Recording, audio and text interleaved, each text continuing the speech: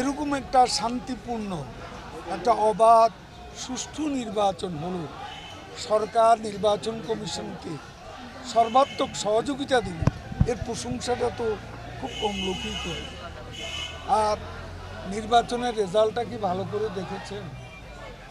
দলীয় স্ট্রেংথ আপনি কীভাবে বিবেচনা করবেন? কাউন্সিলর তো আমাদের 14 জন,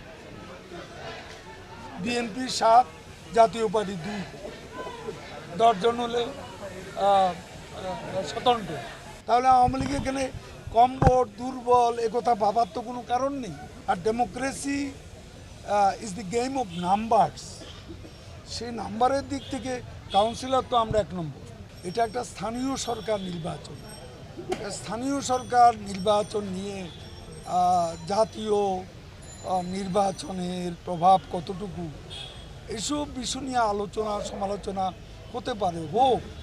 এই ইলেকশনে জয় পরাজয় নিয়ে বিভিন্ন দিক নিয়ে আমাদের দলীয় ফোরামে আমরা আলাপ আলোচনা করে আমরা প্রয়োজনীয় ব্যবস্থা নেব।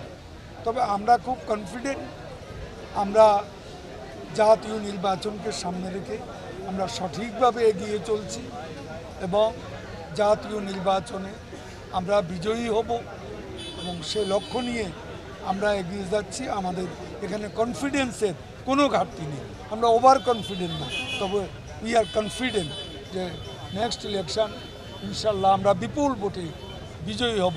বাংলাদেশে আজকে তৃণমূলের যে অবস্থা, তৃণমূলে আজ যে আমাদের সাপোর্ট বেস ক্রমেই প্রসারিত হচ্ছে, ক্রমেই ব্যাপ্তি পাচ্ছে আমাদের কাজের জন্য। শেখ হাসিনা সরকারের উন্নয়ন এবং অর্জনই আগামী নির্বাচনে আওয়ামী লীগকে বিজয়ী